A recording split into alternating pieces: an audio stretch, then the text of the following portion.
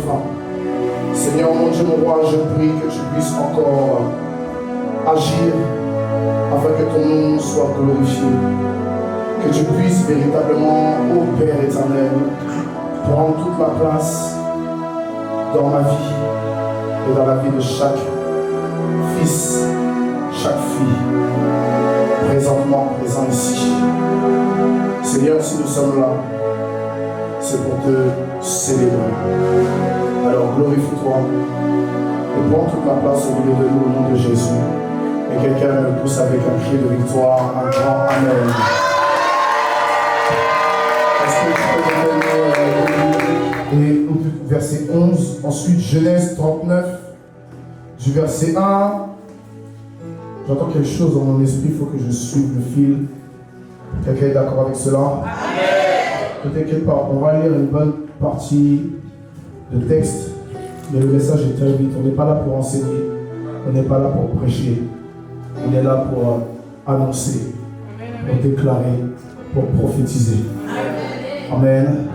Et au sortir de cela, je sais qu'une chose va changer. Et je crois que le Seigneur se glorifiera dans ta vie. Amen. Nous allons prendre le chapitre 39 du verset 1 au verset 20. Amen. Même jusqu'à la fin du chapitre. Tout le chapitre. D'accord? Ensuite, Genèse 40 du verset 10. Amen. Ou du verset... Allez, on va bien lire aujourd'hui, il faut comprendre le contexte, d'accord? Du verset 1 au verset 23. Amen. Et pour finir, Genèse 41, du verset 37 au verset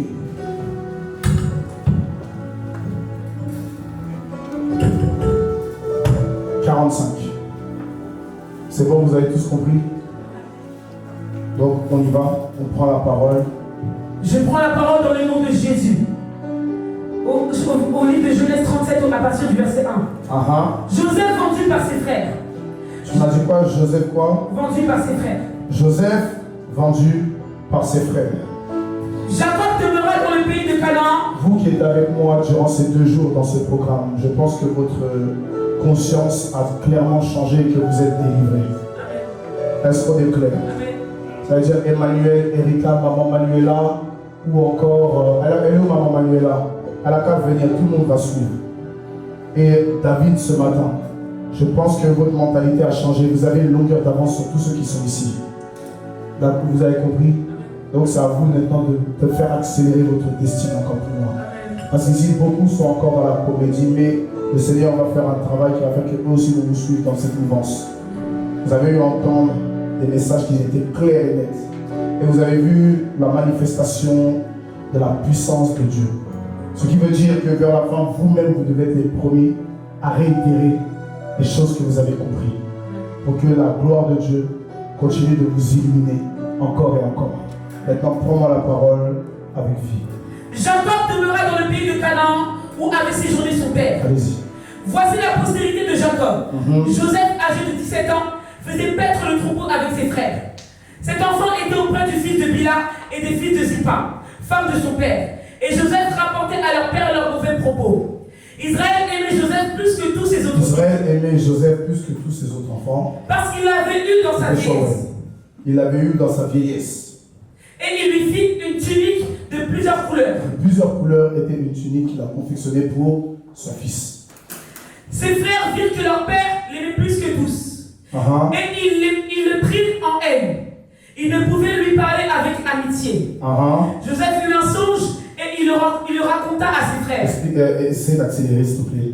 Qui le haïrent encore davantage. Il leur dit, écoutez donc ce songe que j'ai eu. Nous étions alliés dans des gerbes au milieu des champs. Et voici ma gerbe se leva et se tint debout. Et vos gerbes l'entourèrent et se prosternèrent devant elle. Ses frères lui dirent, est-ce que tu régneras sur nous? Est-ce que tu nous gouverneras? Et ils le haïrent encore davantage.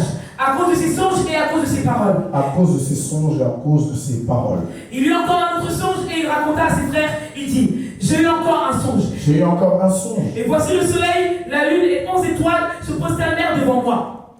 Il le raconta à son père et à ses frères. Son père le réprimanda et lui dit, que signifie ce songe que tu as eu? Que signifie ce songe que tu as eu? Faut-il que nous venions, moi, ta mère et tes frères, nous prosterner en terre devant toi? Ses frères eurent de l'envie contre lui, mais son père garda le souvenir de ces choses. Yes. Je te bénisse. Amen. Genèse 39, tout le chapitre. Donc accélère, s'il vous plaît. Joseph en Égypte. On fit descendre Joseph en Égypte et Potiphar, officier de Pharaon, chef des gardes égyptiens, l'acheta des Ismaélites qu'il y avait fait descendre. L'Éternel fut avec lui et la prospérité l'accompagna. Il habitait dans la maison de son maître l'Égyptien. Son maître vit que l'Éternel était avec lui et que l'Éternel faisait prospérer entre ses mains tout ce qu'il entreprenait. Joseph trouva grâce aux yeux de son maître, qui l'employa à son service, l'établit sur sa maison et lui confia tout ce qu'il possédait. Dès que Potiphar lui établit sur sa maison et sur tout ce qu'il possédait, l'Éternel bénit la maison de l'Égyptien à cause de Joseph, et la bénédiction de l'Éternel fut sur tout ce qui lui appartenait, soit à la maison, soit au champ. Il abandonna aux mains de Joseph tout ce qui lui appartenait, et il n'avait avec lui d'autre soin que celui de prendre sa nourriture. Yes. Or, Joseph était beau de taille et beau de figure. Après ces choses, il arriva que la femme de son maître porta les yeux sur Joseph et dit, couche avec moi. Couche avec moi. Il refusa et dit à la femme de son maître, voici mon maître ne prend avec moi connaissance de rien dans la maison, et il a remis entre mes mains tout ce qui lui appartient.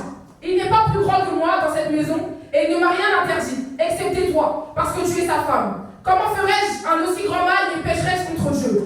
Quoiqu'elle parlait tous les jours à Joseph, il refusa de coucher auprès d'elle, d'être avec elle. Un jour qu'il était entré dans la maison pour faire son ouvrage, et qu'il n'y avait là aucun des gens de la maison, elle le saisit par son vêtement en disant, Elle le saisit par son vêtement et dit quoi? couche avec moi. Couche avec moi. Il lui laissa son vêtement dans la main et s'enfuit au dehors. Lorsqu'elle vit qu'il lui avait laissé son vêtement dans la main et qu'il s'était enfui dehors, elle appela les gens de la maison et leur dit, voyez, il nous a amené un épreuve pour se jouer de nous. Cet homme est venu vers moi pour coucher avec moi, mais j'ai crié à haute voix. Et quand il a entendu que j'élevais la voix et que je criais, il a laissé son vêtement à côté de moi et s'est enfui dehors. Et elle posa le vêtement de Joseph à côté d'elle jusqu'à ce que son maître rentre à la maison. Alors elle lui parla ainsi, l'esclave hébreu que tu nous as amené est venu vers moi pour se jouer de moi. Et comme j'ai élevé la voix et que j'ai crié, il a laissé son vêtement à côté de moi et s'est enfui dehors. Après avoir entendu les paroles de sa femme qui lui disait, voilà ce que m'a fait ton esclave, le maître de Joseph fut enflammé de colère. Il prit Joseph et le mit dans la prison, dans le lieu où les prisonniers du roi étaient enfermés. Il fut là en prison. L'Éternel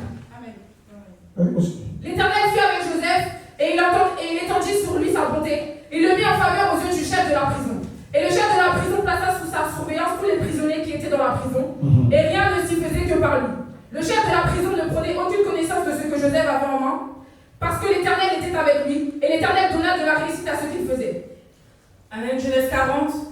Après ces choses, il arriva que les chansons et le palmier du roi d'Égypte offensèrent leur maître, le roi d'Égypte. Pharaon fut irrité contre ces deux officiers, le chef des échansons, et le chef des palmiers. Et il les fit mettre dans la maison du chef des gardes, dans la prison, dans le lieu où Joseph était enfermé. Le chef des gardes les plaça sous la surveillance de Joseph, qui faisait le service auprès d'eux. Et ils passèrent un certain temps en prison. Pendant une même nuit, les chansons étaient enfermés.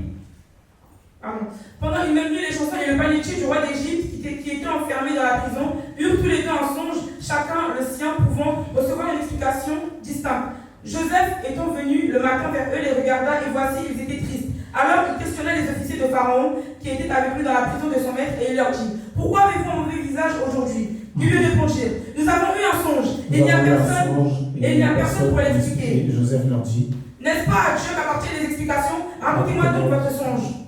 Le chef des échansons raconta son songe à Joseph et lui dit, dans mon songe, voici, il y avait un cep devant moi. Ce cep avait 3 sarments. Quand il eut poussé, sa fleur développa et ses grappes donnèrent des raisins mûrs. La coupe de Pharaon était dans ma main. Je pris les raisins et je les pressai dans la coupe de Pharaon et je mis la coupe dans la main de Pharaon. Joseph lui dit, en voici l'explication. Les 3 sarments sont 3 jours. Encore 3 jours et Pharaon relèvera ta tête et te rétablira dans ta charge. Tu mettras la coupe dans la main de Pharaon comme tu en avais l'habitude lorsque tu étais son échanson. Mais souviens-toi de moi. Mettez vos téléphones sur silencieux, sinon je vous laisse sous discipline. Amen. Mais souviens-toi de moi quand tu seras heureux et montre, je te prie, de la bonté à mon égard. Parle en ma faveur à Pharaon et fais-moi sortir de cette maison, car j'ai été enlevé du pays des Hébreux et ici même je n'ai rien fait pour être mis en prison. Le chef des paletiers, voyant que Joseph avait donné une explication favorable, dit: voici, il y avait aussi dans mon songe 3 corbeilles de pain blanc sur ma tête. Dans la corbeille la plus élevée, il y avait pour Pharaon des mets de toute espèce, puis au four, et les oiseaux les mangeaient dans la corbeille au-dessus de ma tête. Joseph répondit: en voici l'explication. Les trois corbeilles sont 3 jours. Encore 3 jours et Pharaon enlèvera ta tête de dessus de toi, te fera prendre un bois et les oiseaux mangeront ta chair. Le 3e jour, jour de la naissance de Pharaon, il fit un festin à tous ses serviteurs et il éleva la tête du chef des échansons et la tête du chef des paletiers, et au milieu de ses serviteurs, il rétablit le chef des échansons dans sa charge d'échansons pour qu'il mette la coupe dans la main de Pharaon, mais il fit pendre le chef des paletiers selon l'explication que Joseph leur avait donnée. Le chef des échansons ne pensa plus à Joseph, il l'oublia. Amen. Amen. Je prends la parole dans Genèse 41, verset 37. Ces paroles plurent à Pharaon et à tous ses serviteurs. Ces paroles plurent à Pharaon et à tous ses serviteurs. Et Pharaon dit à ses serviteurs: trouverions-nous un homme comme celui-ci ayant en lui l'esprit de Dieu? Et Pharaon dit à Joseph: puisque Dieu t'a fait connaître toutes ces choses, il n'y a personne qui soit aussi intelligent et aussi sage que toi. Yes. Je t'établis sur ma maison et tout mon peuple obéira à tes ordres. Le trône seul m'élèvera au-dessus de toi. Pharaon dit à Joseph: vois, je te donne le commandement de tout le pays d'Égypte. Pharaon ôta son anneau de la main et le mit à la main de Joseph. Il le revêtit d'habits de fin lin et lui mit un collier d'or au cou. Il le fit monter sur le char qui suivait le sien, et l'on criait devant lui: à genoux. C'est ainsi que Pharaon lui donna le commandement de tout le pays d'Égypte. Il dit encore à Joseph: je suis Pharaon, et sans toi personne ne lèvera la main ni le pied dans tout le pays d'Égypte. Pharaon appela Joseph du nom de Saphnath Panéac, et il lui donna pour femme Asnath, fille de Potiphéra, prêtre d'On. Et Joseph partit pour visiter le pays d'Égypte. Amen. Nous allons prier et dire à Dieu que cette parole rentre dans nos corps, dans nos chairs, dans nos esprits, dans nos cœurs, nos pensées conscientes, subconscientes, afin que nous sortions d'ici avec une mentalité régénérée et prêts à devenir des hommes et des femmes élevés spirituellement et physiquement, matériellement, financièrement, dans tous les sens du terme, au nom de Jésus. Si tu veux vraiment, élève ta voix et prie. C'est bon. Très bien. Nous sommes ici à la fin de cette semaine, le jour du Seigneur, culte de sabbat. Sabbat, ce qui veut dire cessation. Vous devez comprendre une chose. Le dimanche, c'est le jour du Seigneur. Ce n'est pas que dans la bouche, ça va être un style de vie. Une personne le jour du Seigneur qui néglige le Seigneur verra la négligence l'accompagner tous les jours de sa vie tant qu'il ne change pas. Amen. C'est pour ça, venir quand tu veux, c'est négliger ta propre destinée. Venir quand tu veux, c'est casser un bout de la clé qui ouvre les portes de ta vie. Parce que le Seigneur dit quoi au travers de la bouche de David: et j'habiterai dans la demeure de l'Éternel tous les jours de ma vie. C'est-à-dire, le meilleur moyen pour toi de te bloquer, c'est de ne pas venir dans sa maison. Parce que David disait quoi? Même dans la vallée de l'ombre de la mort, je ne crains aucun mal, etc. Mais pourquoi? Parce que vers la fin, il conclut que pour lui, là, il est inévitable qu'il puisse finir sa vie dans la maison du Seigneur. C'est-à-dire, peu importe ce que tu vis là, ne sois pas en dehors de la maison du Seigneur. N'aie même pas d'excuses, parce que tes excuses ne sont même pas recevables vers la fin. Parce que tu n'as pas d'argent, tu ne viens pas à l'église. Parce que tu n'as pas de transport, tu ne viens pas à l'église. Parce que quelqu'un t'a fâché, tu ne viens pas à l'église. Parce que la prédication t'a frustré, tu ne viens pas à l'église. Vers la fin, là, Dieu, qu'est-ce qu'il en a à faire? Lui, ce qui l'intéresse, c'est ton âme. Quand il a fait que Job a subi toutes ces situations-là, est-ce qu'il a pensé à ce que Job allait ressentir? Il n'a pas regardé à ça, il a juste fait confiance à Job. Est-ce que quelqu'un me comprend? C'est-à-dire que parfois, là, tu vas passer par un stade qu'on appelle l'humiliation. Et c'est le thème de cette semaine, de l'humiliation à l'élévation dans la puissance du donné. Et voici que on voit ici quelque chose. Allez-y, je vais aller vite. Dieu vous bénisse. Il va se passer une chose, amen, je reçois. La Bible nous fait comprendre dans le livre de Genèse 37 que voici, Jacob aura des fils. Et le 11e sera son préféré. Le 11e, c'est celui qui sera distingué. Et quand il y a une distinction qui arrive, il y a l'adversité qui vient. Et l'adversité produit des situations qui sont éphémères. À telle enseigne que tu ne sauras même plus où donner de la tête. Des situations qui vont faire que tu auras envie de tout claquer. Tu auras envie de tout arrêter. Je vais prendre un cas qui est clair et net. On cherche, par exemple, à vouloir être sanctifié. Et un coup comme ça, boum, ça pète dans nos têtes et puis on va se tuer. Amen. Et puis après, on se retrouve tout seul et puis on réfléchit. On dit, mais est-ce que ma vie, ce sera toujours comme ça? En fait, on comprend une chose, que notre zèle est très amer. Parce que pour les choses de l'immoralité sexuelle, nous sommes capables de nous voutrer dedans très facilement. On s'en fout même des retombées et des conséquences. Mais quand maintenant il s'agit de Dieu, on ne sait plus considérer le même zèle qu'on avait lorsque Satan était en train de nous proposer toutes sortes de choses. Et ça fait que nous ne pouvons pas être bénis. Nous sommes distingués, mais dans le mauvais sens. Et voici quelqu'un, lui, on l'appelle Joseph. Et Joseph, Jacob l'a eu dans sa vieillesse. Et la Bible dit de lui que Israël l'aimait plus que les autres fils. Pourquoi? Jacob, c'est le côté humain. Mais Israël, c'est le côté divin. Et Israël l'aimait parce qu'il savait que Jacob était un nouveau type de fils qui allait arriver. Parce que lorsque Abraham, lui, vivait, il était berger. Et c'est à cause de ce qu'il était berger que lorsque Melchisédek est venu à lui, en Genèse 14, lui qui n'est pas un homme de guerre, était obligé d'enlever la malédiction qui pesait dans sa vie par la dîme. La Bible dit que Melchisédek va arriver, il va le bénir selon le nom du Dieu très haut. Et la Bible dit que Abraham lui donne la dîme de tout. Et il y a quelque chose qui est puissant dedans, parce que le nom d'Abraham n'était pas encore changé. Il s'appelait encore Abraham. Mais étant Abraham, il a compris qu'il y avait des choses à faire pour pouvoir s'en sortir. Ce matin où on était, la servante de Dieu disait quelque chose. Que si tu veux réussir avec Dieu, il y a des choses que tu ne peux pas éviter. Il y a des lois spirituelles que tu ne peux pas éviter. Et tant que tu n'accomplis pas cela, tu ne peux pas avancer. Tu veux un manteau nouveau. Tu veux une dimension nouvelle. Mais tu ne sais pas sceller ce que tu veux. Ce qui fait qu'on peut même t'imposer les mains. On peut même déclarer, tu vas tomber sous l'onction, tu vas te rouler, tu vas tout faire, tu vas vomir, tu seras délivré. La même onction qui est descendue revient à qui? À celui qui envoie. C'est qui? Ok. Il va, Dieu te bénisse, il va faire en sorte que tu puisses recevoir. Mais ce sera que sur le coup. Parce que tu ne sais pas sceller.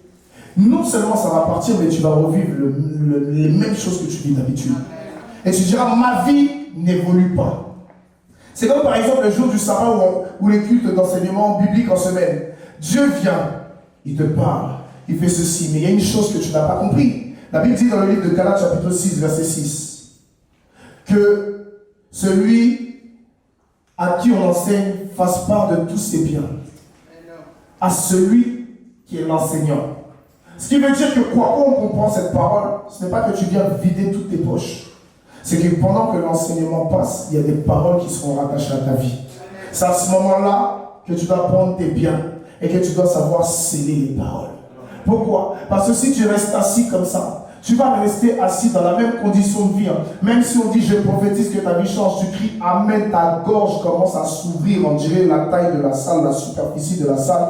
Mon ami, c'est juste ta gorge qui s'est ouverte, mais ta vie n'a pas changé. Est-ce que quelqu'un peut comprendre? C'est comme par exemple celui-là. Vendredi, il est chez moi, je lui dis je t'attends à la veillée, il me dit amen.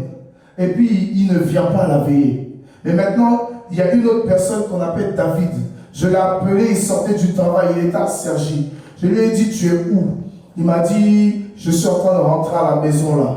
Et il m'envoie un message pour me dire, je n'ai pas d'essence pour venir. Je lui ai dit, envoie-moi ton RIB. Pourquoi? Parce que quand tu aimes Dieu là, tu te joues pas les dangereux. Et puis par la suite, je lui ai envoyé, il a atterri avec de grâce à la veille. Dans ça là, la Bible dit en Matthieu 21, qu'un père dira à ses deux fils, d'aller travailler dans les champs. Le premier dira non, mais finira par partir.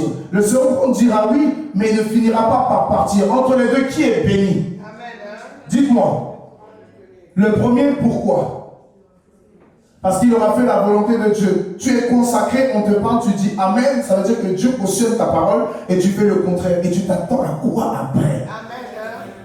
Dites-moi, bien-aimé, on s'attend à quoi après? Pour dire que tout va mal tous les jours.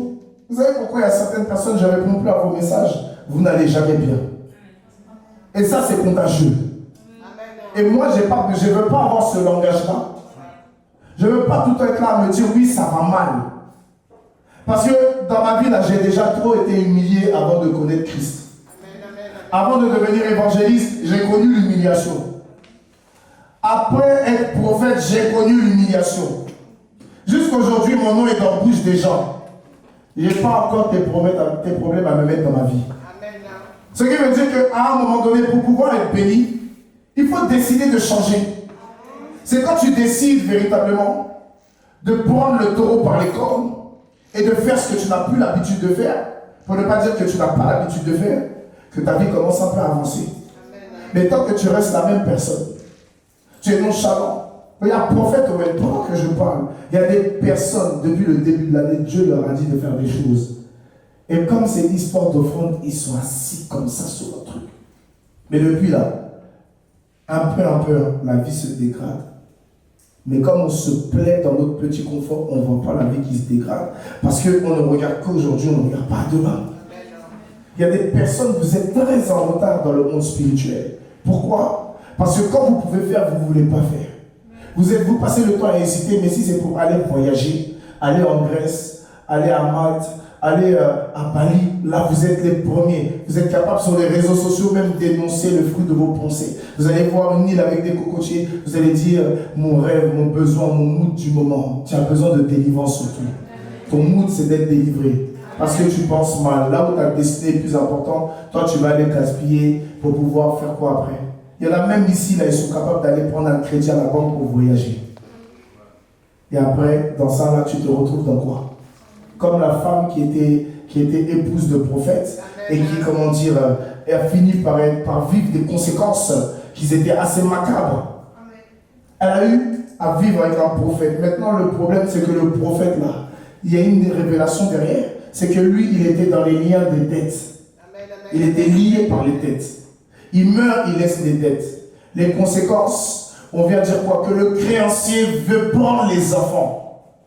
Le créancier représente Satan. Il a un droit légal de venir prendre ce qui lui appartient.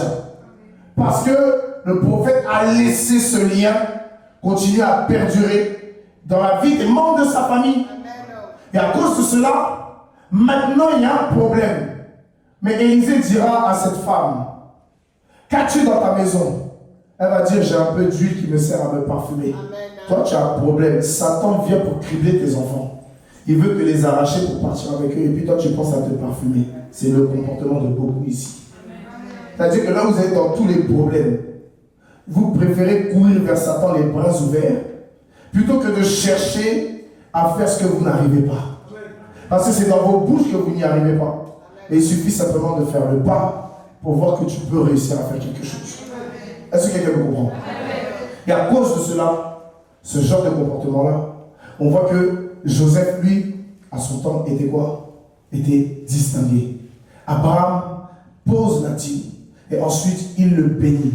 Mais après, la Bible nous fait comprendre que Abraham aura une discussion avec un roi qui était étranger à ses coutumes. Et il va lui dire, tiens, prends tous mes trésors. Mais il va dire, devant le Dieu vivant, je ne prendrai rien de ce qui est à toi. Pourquoi? Il vient d'ôter une malédiction dans sa vie et puis il va aller en chercher une plus grande. Il y a une chose que vous devez comprendre. Pour pouvoir respecter les règles de Dieu, pour pouvoir respecter les principes de Dieu, il faut savoir s'éloigner de ce qui est contraire de ce qu'on appelle les principes mortels, les principes sataniques, les principes démoniaques, les principes de la chair. Quand tu arrives à faire cela, tu commences à faire un pas vers Dieu. Et quand tu fais un pas vers Dieu, là où tu penses que tu n'avances pas, alors que tu es en train de vivre, Romains 8, 19, la Bible dit quoi? Du reste, nous savons bien que toute chose concourt au bien de ceux qui aiment Dieu et de ceux qu'il a formés selon son dessein. Ça veut dire que pendant que toi tu dis que tout va mal, tu te sens frustré, tu te sens oublié, tu te sens, rejeté, tu te sens humilié. Il y a un dessin que Dieu est en train de former, c'est toi qui ne vois pas encore la couleur du dessin. Sinon Dieu a déjà commencé à former le dessin. C'est lui qui a déjà commencé à écrire le texte de ce film où tu es acteur principal. Mais le problème, tu ne le vois pas. Pourquoi? Parce que tu regardes à ce qui est en bas. Alors que la Bible dit en Colossiens chapitre 3, affectionnez-vous aux choses d'en haut. Mais ton problème, c'est que tu es tellement incrédule et tu es tellement impoli envers Dieu que tu es incapable de dire de bonnes choses. Tu es incapable de confesser de bonnes choses. Tu es toujours là à dire, ma vie n'avance pas. Mais tu es le prophète de ta vie. La Bible déclare que le prophète, l'esprit du prophète est soumis au prophète. Tu vas dire, ma vie est compliquée. Dieu est obligé de laisser un esprit accomplir cette chose. Pourquoi? La Bible dit en Proverbe 18, verset 21, la vie et la mort sont au pouvoir de la langue. Ce que tu confesses finira par t'arriver. Donc quand tu pleures pas de chagrin. C'est ton problème en fait. Quand tu pleures pas parce que tu as mal. C'est ta propre faute. Tu ne sais pas être positif. Tu ne sais pas être une personne qui bénit. Tu ne sais pas t'auto-bénir. Tu ne sais pas auto-prophétiser de bonnes choses sur ta vie. Et puis tu t'attends à ce qu'en levant les mains vers le Seigneur, ta vie change. Tu ne peux pas changer. Tu ne peux pas avancer tant que tu es négatif. Tant que tu es une personne négative, tu ne peux pas changer. Tu es une personne qui est colérique. Seigneur, sors-moi de la colère et puis maintenant, boum, Dieu met ça devant toi et puis tu t'énerves. Tu n'as pas envie de changer. Parce qu'il est bien de le dire, mais maintenant il est mieux de le faire. Est-ce que quelqu'un nous comprend? Et ça, c'est quelque chose, à un niveau de nos vies, on a tous ce problème, mais vers la fin, là, on a quelqu'un qui est plus fort que celui qui est dans le monde. Donc on n'a pas d'excuses. Est-ce que quelqu'un peut me dire un bon amen? On n'a pas d'excuses vers la fin. Nous sommes là à dire, oui, j'arrive pas à relever la pente. Quelle pente? Est-ce que même tu es descendu la pente? Tu dis, j'arrive pas à redescendre. Mais ton orgueil fait que tu es pire de jour en jour. Tu es là, tu dis, oui, j'arrive pas à relever la pente. Déjà, pour pouvoir relever la pente, là, hein, il faut déjà la descendre. C'est-à-dire, il faut aller se repentir. Une repentance. Est-ce que quelqu'un me comprend? Quand je me repens, je descends. Et quand maintenant je veux remonter, j'avance avec Dieu. Et je suis sûr et certain qu'il m'a pardonné. Je suis sûr et certain pourquoi il y a un sang qui a coulé. Le sang de Jésus n'a rien à voir avec le sang d'Abel. Le sang d'Abel appelle vengeance. Mais le sang de Jésus appelle le pardon, la rémission des péchés. Voilà pourquoi la Bible déclare en Hébreux chapitre 9 au verset 22 qu'il n'y a point de pardon sans effusion de sang. Il fallait que le Seigneur Dieu Tout-Puissant s'apaise, que le sang d'une personne sans péché puisse couler. Et la personne n'était autre que la personne de Jésus. Voilà pourquoi on se rend compte que les sataniques, eux, pour pouvoir se repentir devant Satan, vont prendre parfois, un sacrifice qui sera humain. Ils vont le présenter au diable. Ils vont pouvoir, égorger la personne, prendre le sang, boire la coupe, parce qu'ils font ceci en souvenir de Satan et non en souvenir de Jésus. Et quand vous comprenez ces choses, vous n'avez plus des pensées tordues. Dites amen. À un moment donné, vous devez comprendre que le diable a déjà tout orchestré pour la perdition de chacun. Le diable est très organisé là où toi tu n'es pas organisé du tout. Le diable est très organisé là où toi tu es sur le point de t'effondrer. Le diable peut attendre 18 ans pour pouvoir frapper. Mais toi tu es une personne, tu es impatiente. Le diable, est-ce que tu sais que le diable est plus amour que toi, sauf que lui son amour est mal placé. Il a un amour inconditionnel pour pouvoir te détruire. Jésus a un amour inconditionnel pour pouvoir te sauver. Mais le problème, c'est que tu ne sais pas faire la différence. Tu cours plus vers la destruction que vers celui qui a la solution. Mais Joseph, lui, pour avoir les faveurs de son père, il faisait quoi? Il allait raconter les mauvais propos de son père, de ses frères à son père.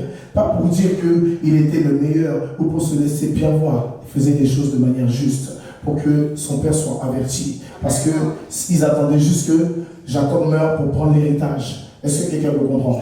Mais ce matin, pour ceux qui sont là, vous n'avez peut-être pas entendu, peut-être que vous ne savez pas. Mais ceux qui étaient avec moi ont appris quelque chose de nouveau dans ce programme où on est parti. C'est que dans chaque maison, dans chaque famille, il y a quelqu'un qu'on appelle le Goël, celui qui est le gestionnaire de l'héritage familial, celui par qui on passe par rapport à la gestion financière de la famille, la gestion territoriale de la famille. C'est tous les héritages. Si tu as des parts dans une famille, tout passe par lui. Est-ce que quelqu'un me comprend? Et voici que lui, c'était un autre type de fils. Parce que Abraham, Isaac et Jacob étaient bergers, mais lui, il est devenu un homme politique.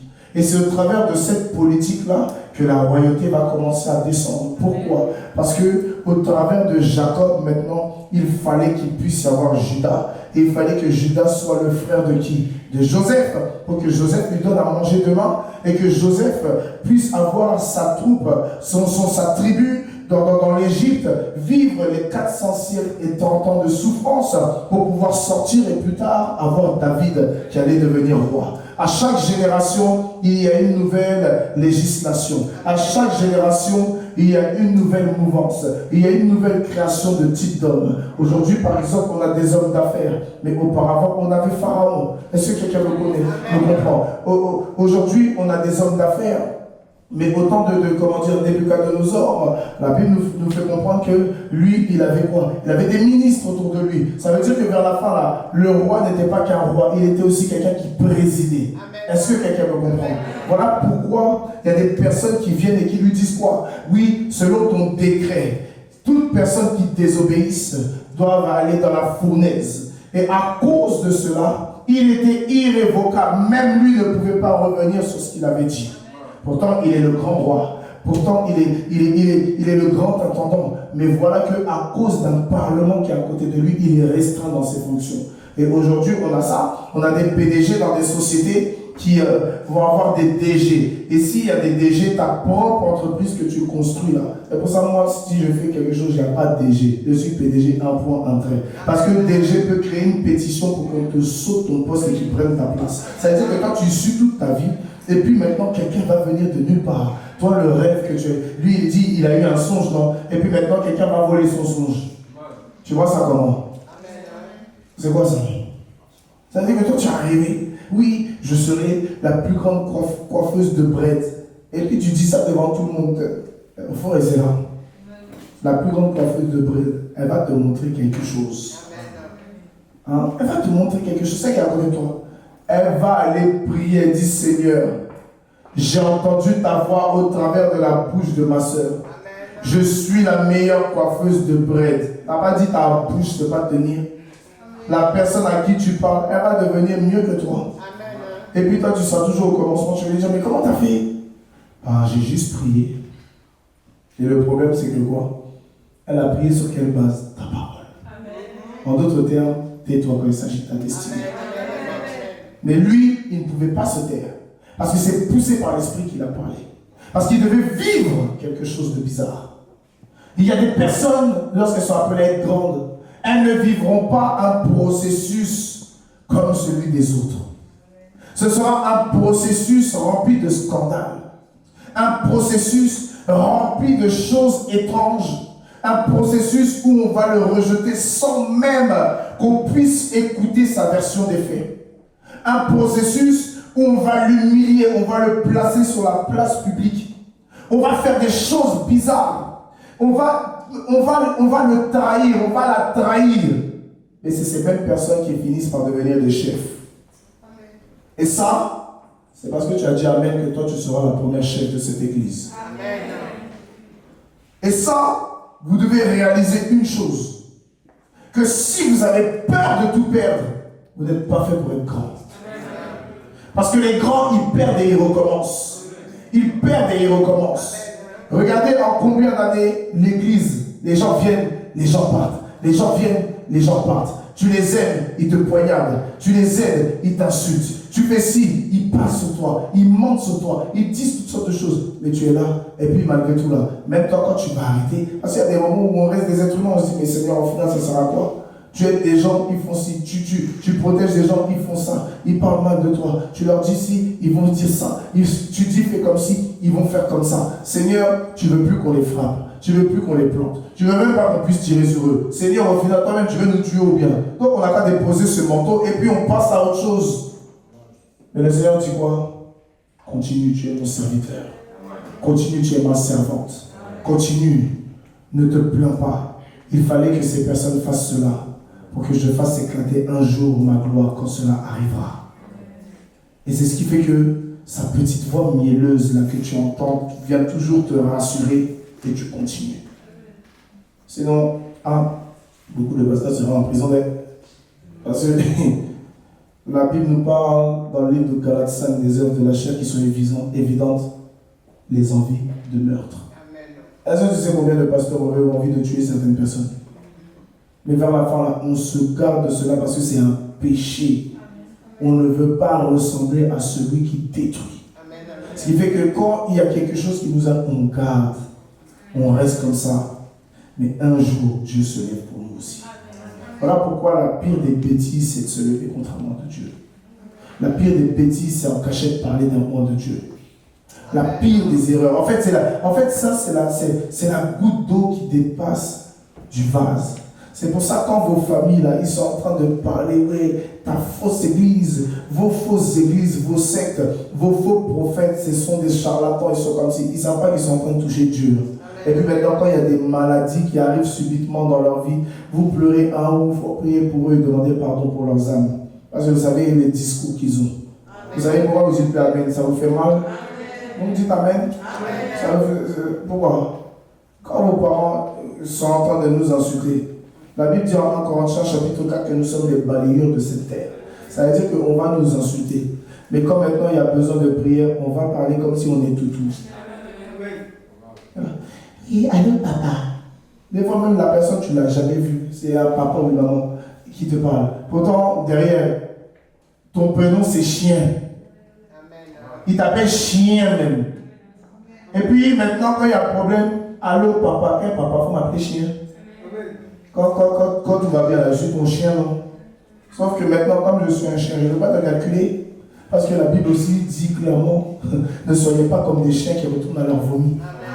Et quand tu me traites de chien, je te vomis, tu penses que je vais retourner vers toi? Il ne va pas vers toi, dis Amen. Est-ce que vous comprenez les conséquences de certains actes dans la vie? Il y a des choses qu'on ne fait pas comme ça. Mais Joseph, lui, il avait fini avec ça. Il avait fini avec la loyauté. Il avait fini avec l'intégrité. Il avait fini avec la fidélité. Joseph, son père lui a conçu une tunique de toutes sortes de couleurs. Il y a une révélation derrière. Viens mon petit. Il y a une révélation. On dit, voici Joseph. Et Joseph marche avec Israël. Mais dans les temps où Israël et Jacob, Joseph voit plein de paramètres qu'on peut appeler nudité de Jacob. Mais malgré ça, Joseph reste toujours comme ça à sa place. Les mains dans le dos, en se disant, ce que je sais, c'est que je ne sais rien. Ce que j'entends, c'est que je n'entends rien. Ce que je vois, c'est que je ne vois rien. Et quand Israël maintenant revient, alors Israël lui donne une tunique. Et la tunique emmène maintenant une grâce particulière. Tu m'as vu dans certains états, mais tu as toujours gardé le même œil vis-à-vis de moi. Tu m'as vu parler d'une certaine manière, même tu m'as entendu, mais tu es toujours resté accroché et attaché à moi. Tu as compris que j'avais des failles, mais tu as toujours été là, près de moi. Est-ce que quelqu'un me comprend? Et à cause de ça, on lui fait une tunique multicolore. Ce qui veut dire, je te laisse ma vie entre tes mains. La confiance. Est-ce que quelqu'un me comprend? Mets-toi là-bas. Dieu te bénisse. On peut acclamer Dieu pour sa vie. Et c'est dans ce genre de choses que maintenant, l'épisode des problèmes vont commencer. Parce qu'à travers cela, maintenant qu'il connaît tout sur son père, lui, il connaît son père. Mais il va avoir deux songes. Le premier nous parle de verge. Ça veut dire qu'en pleine verdure, il voit sa verge être élevée, mais celle de ses frères, elle sera prosternée au-devant d'eux. De quoi? De sa verge à lui. Ils vont le prendre en haine.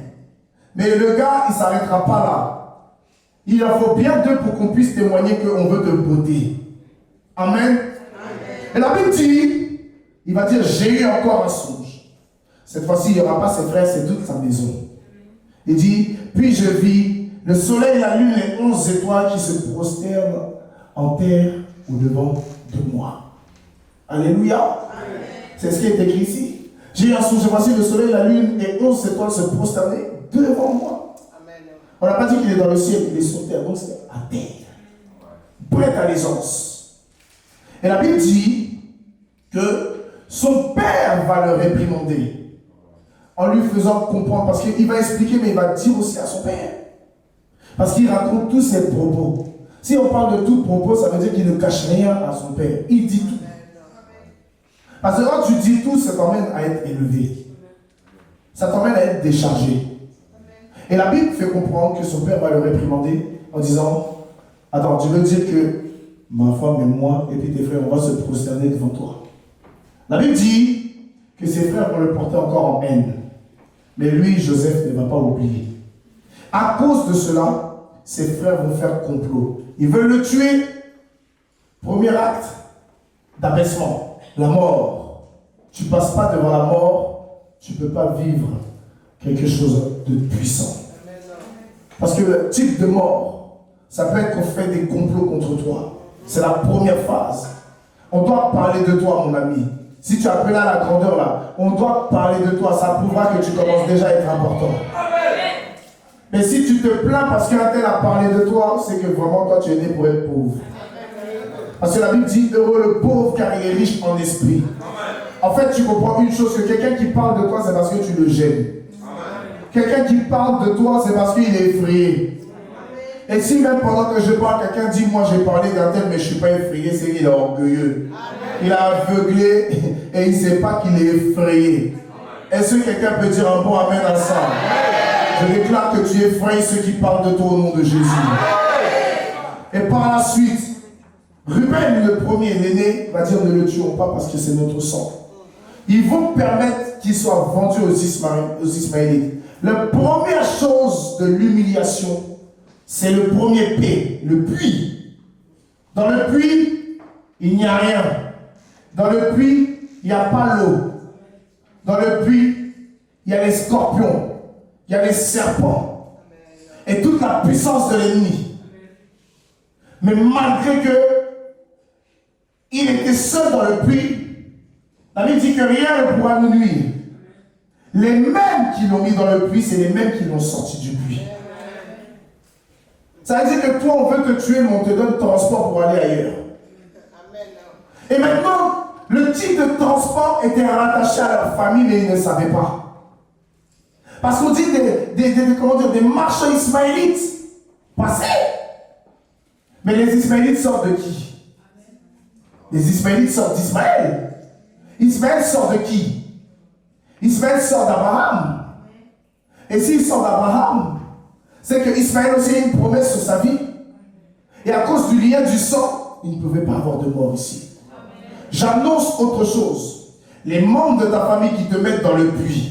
Je ne sais pas quel puits tu traverses, quel puits dans lequel tu te trouves, mais c'est eux qui vont te sortir du puits pour avoir un type de transport qui t'emmènera dans le début de la gloire de Dieu. Ensuite, il fait ses départs pour l'Égypte. Arrivé en Égypte, voici que ce même Joseph est devenu esclave. Mais dans l'esclavage, il a quelque chose qui l'accompagnait. Souvenez-vous que son père lui a fait une tunique. Dans la tunique, il y avait l'onction. Mais maintenant, eux, ils ont gardé la tunique, ils ont pris un animal qu'ils ont tué, ils ont mis le sang de l'animal. Pendant qu'ils font ça, ils vont aller dire au père, voici, il a été tué par une bête sauvage. Jacob va dire, je m'en vais vivant dans le séjour des morts, retrouver l'âme de mon fils Joseph. Pourtant, il ne sait pas que c'est Joseph demain qui va lui donner à manger.